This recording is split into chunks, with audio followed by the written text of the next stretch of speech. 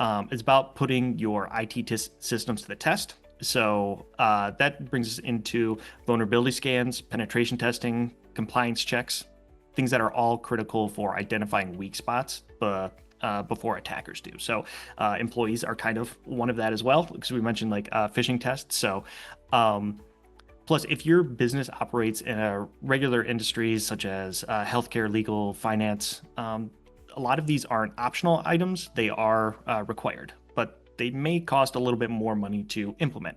So, Alan and John, what are some common insurance, audit, compliance, I guess security testing requirements that companies may face today? And how can they budget for these needs without getting overboard on the cost? One of the most common and most important would be vulnerability scanning and penetration testing. These are services that are quite often recommended and required by different industries. And so it's actually the cybersecurity insurance that drives a lot of clients to increase their spending with cybersecurity protections, because sometimes you won't get coverage, or your coverage will be much more expensive if you don't have certain things in place. And I would also add to that, again, with budgeting for this. So, they especially penetration tests, they can be on the more costly side because of all the work that is done to complete them. But many security providers, especially those that work with Fairdinkum, they often offer multi-year agreements where then you are able to discount those penetration tests throughout the term. So it helps with the costs. And again, something that you can add to your budget. It's going to be a cost that you are expecting each year. So bringing it down is helpful. And again, like we mentioned previously with the phishing awareness, security awareness, you have to think about the cost of performing these tests and the security you gain from that versus if there's an actual breach and the costs, that would ensue. Yeah, it's very common, for example, for these days to do what's called an incident response tabletop exercise. So you take your incident response plan and you put it through, sample scenarios of actually going through an incident. And I've seen on a lot of due diligence questionnaires, again, cyber insurance applications, where people are asking about, do you conduct these annually on an annual basis?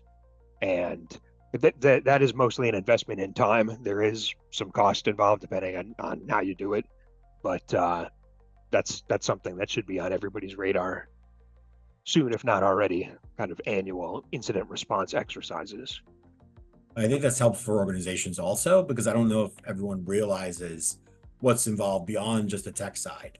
With any kind of cyber incident, your tech team will go ahead and address those issues and remediate. But then there's a lot of other internal organizational side work that needs to be done. And those tabletop exercises kind of bring that to light. Also makes everyone aware of their responsibility if an incident does occur, and then what's expected of them.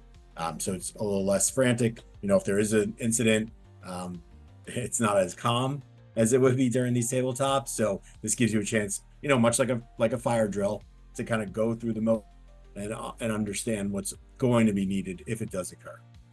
Yeah, there are internal business decisions, not IT related or partially IT related, and decision makers in your company, and you need to know who they are and have that in your plan. So it definitely seems like a lot of this is not just about, okay, so you do have these tests going and you are kind of prepared. It is for compliance, but it's also for security.